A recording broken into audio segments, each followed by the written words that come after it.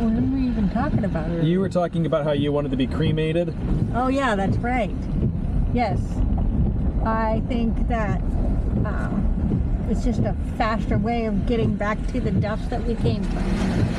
Oh, ashes to ashes, dust to dust. Mm-hmm. So if we were cremated, then we're going to be ashes to ashes. What do you think that was? That was a goose? I think so. Okay. Yeah. And a duck. It was a duck. So I was saying that there is a consciousness alive inside of us, and the consciousness is going to be in our brain, and also there's the consciousness in our gut. So all the bacteria in our gut actually contributes a great deal to our consciousness, maybe even more than our brain, some scientists say. Because when you have that gut feeling about things, then that's what helps you make a decision. You can like really feel something in your gut. And there's all of those stories about if a person is depressed, you can take the bacteria from a happy person and put it in their gut and they'll become happier. Or if somebody's anxious, you can switch the bacteria. So I think a lot of our consciousness is actually in our gut.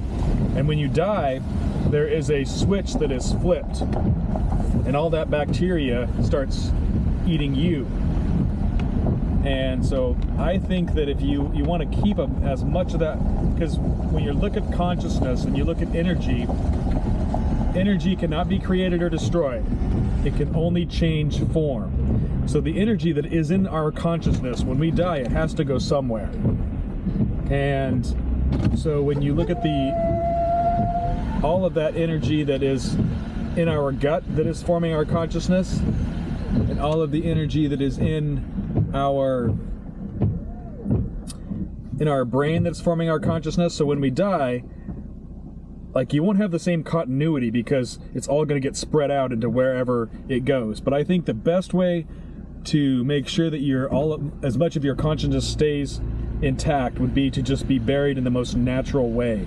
Because if you're cremated, then you're just going to destroy all of that bacteria by...